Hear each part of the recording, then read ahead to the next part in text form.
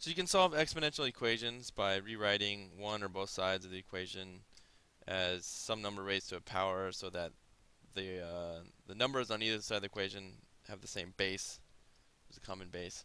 Another way of solving is to take the fact that exponential functions and logarithmic functions are inverses of each other. So if you've got an exponential function, you can quote unquote undo it by taking the log of both sides of the equation. So just like if you have the equation x squared equals 25, you could take the square root of both sides to get what x is. So similar to that.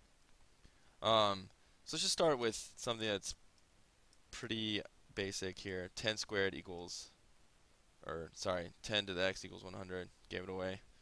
You knew that already, but I'm going to show you something that you know already, just to show you how this process works. We just focus on the process, and then we'll try some that are slightly more difficult, but really not so bad.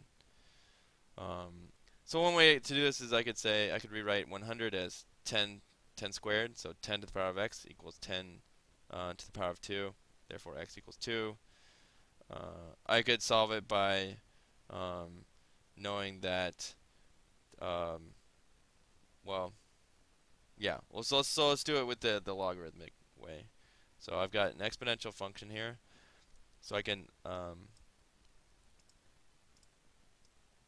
take the log of both sides. The question is, what base should I use? Well, look at this the model here. This is the model I use to kind of keep my head straight on logs and exponents.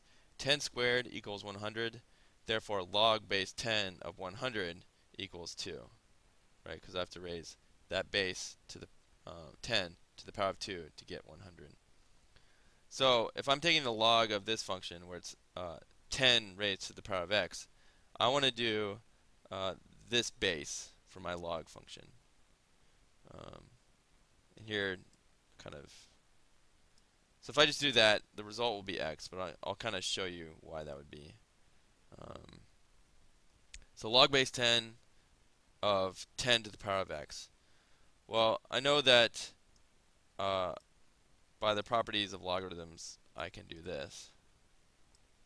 I can take, if I have the log of something raised to a power, that's equivalent to that power times that log of that something. So this is equivalent to x times log base 10 of 10.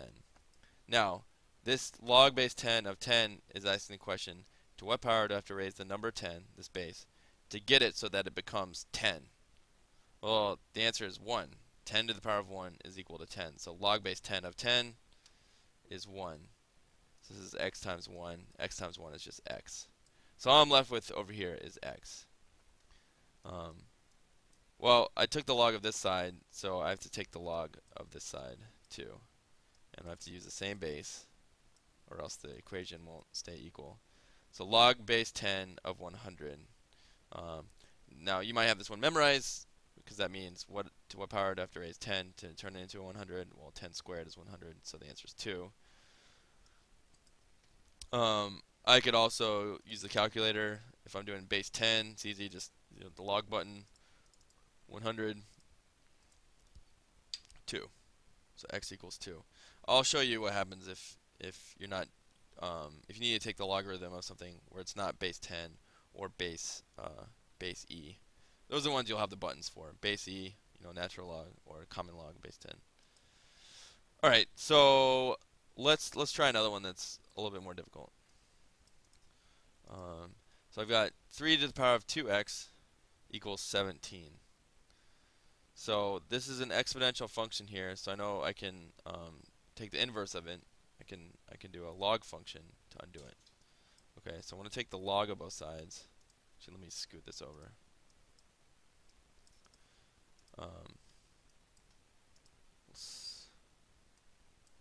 Okay, but what base?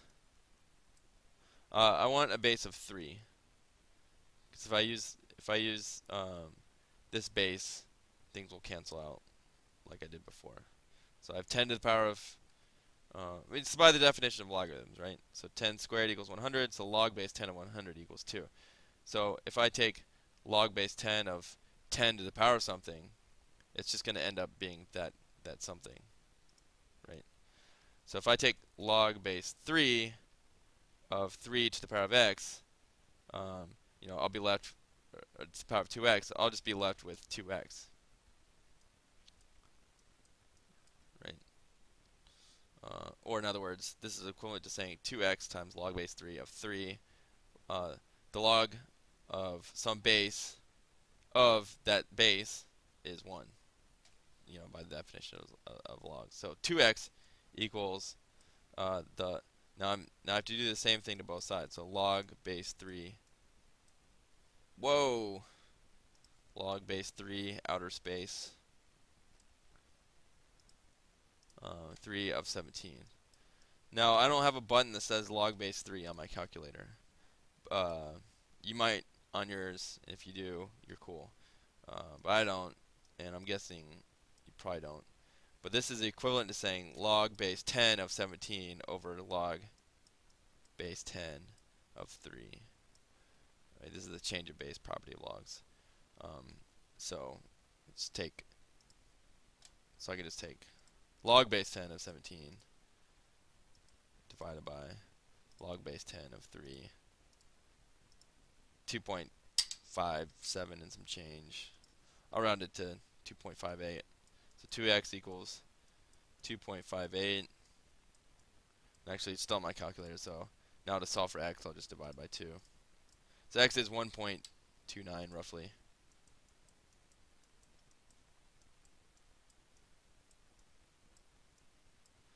1.29-ish, something like that. Alright, let's try one more. E to the power of 7x plus 1 is equal to 34. Well, I could, if I take log base e of both sides, I will just be left with 7x plus 1 on this side of the equation. So natural log ln is log base e. I'm doing base e because this is my base here for this power.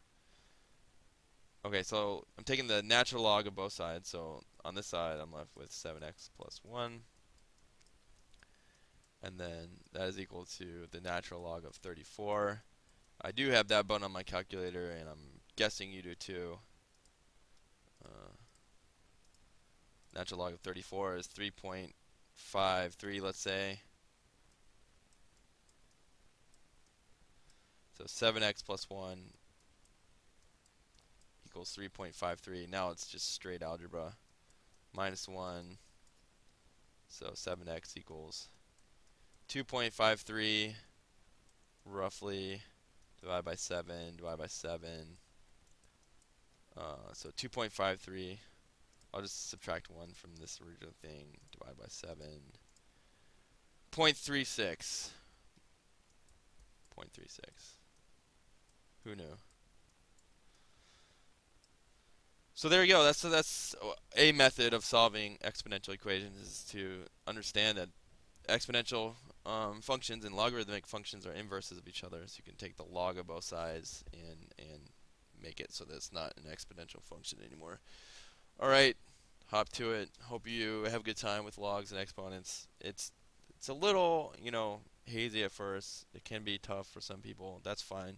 But the more you practice, and just focus on this model too. This really helps me. And then yeah, you should be good. All right. Hope you have fun. See ya.